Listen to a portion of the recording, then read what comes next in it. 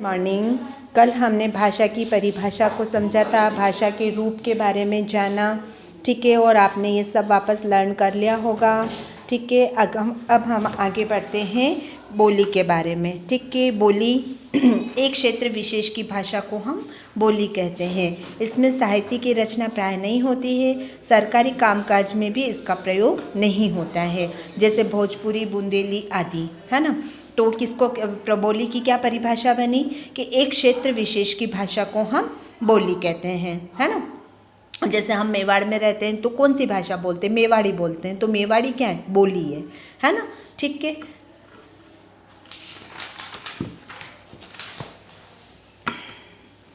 भौगोलिक कारणों से भी बोलियों का निर्माण हुआ है, ठीक है। कोस कोस पर बदले पानी, चार कोस पर वानी, है ना। ये कहावत सुनी होगी। और हमारे तो मेवाड़ में तो बहुत ही ज़्यादा, जितना है ना पानी बदलता है उतनी बोली बदलती है। हर जगह की अलग अलग भाषा, मेवाड़ी में भी अलग अलग तरह की बोलियाँ बोली जाती है ना, ठीक है। अब हम भाषा और बोली के अंतर के बारे में जानते हैं कि भाषा और बोली में क्या अंतर होता है। अब बोली किसी भाषा का अंग होती है ना। जैसे बोली है ना, हिंदी भाषा का अंग है, उसी तरह से। और भाषा का क्षेत्र विस्तृत होता है, किंतु बोली का क्षेत्र सीमित होता है। हिंदी भाषा जैसे हमारे पूरे देश में बोली जाती है, लेकिन मेवाड़ी खाली मेवाड़ में बोली जाती है। तो हिंदी भाषा है और मेवाड़ी बोली है, जो खाली हमारे मेवाड़ में सीमित क्षेत्र में बोली जाती है। साहित्य रचना में भाषा का प्रयोग किया जाता है और बोली का प्रयोग बोलचाल में होता है। साहित्य रचना में हम भाषा का प्रयोग करते हैं। अब जैसे हिंदी भाषा को हम साहित्य रचना में प्रयोग करते हैं ना, साहित्य में इसका हिंदी भाषा का प्रयोग किया जाता है। लेकिन हम बोली का प्रयोग आम बोलचाल की भाषा में करते हैं, ठीक है। भाषा व्याकरण सम्मत होती है, बोली नहीं।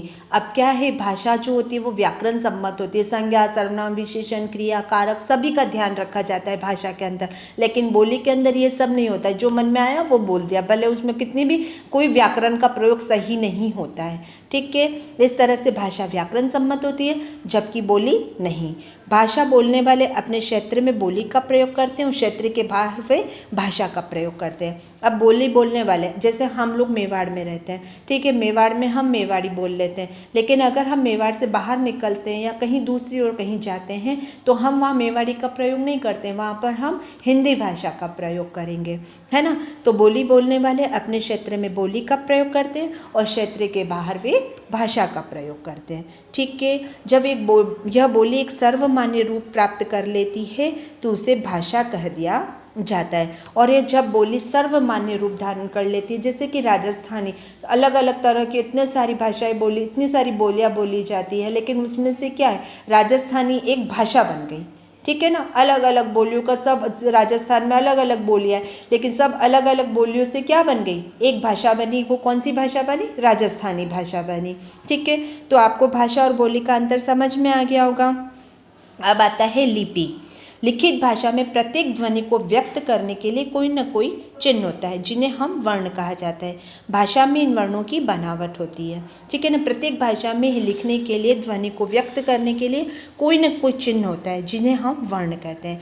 भाषा में इन वर्णों की बनावट होती है, इनको लिखने का ढंग है, उसे हम क्या कहते हैं? लिपि कहते हैं। दूसरे भाषा शब्दों में हम क्या कह सकते हैं? किसी भी भाषा के लिखने की विधि को या लिखित रूप को हम लिपि कहते हैं। और मैंने आपको पहले भी बताया था, जो हमारी राष्ट्रभाषा हिंदी है उसकी लिपि क्या है?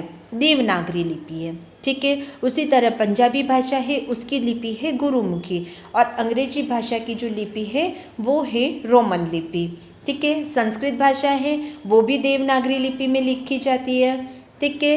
इस तरह से आज हमने क्या पढ़ा? भाषा और बोली के अंतर को जाना और लिपि को समझा, ठीक है। लिपि की परिभाषा। अब आपको क्या करना है? भाषा और लिपि का अंतर आपको याद कर लेना है, लिपि की परिभाषा याद कर लेनी है, और जो भाषाएं किन किन लिपियों में लिखी जाती हैं उन्हें भी आपको याद रखना है, ठीक है। आप वापस से इसको एक बार पढ़ेंगे और इन्हें याद करेंगे। ओके बेटा।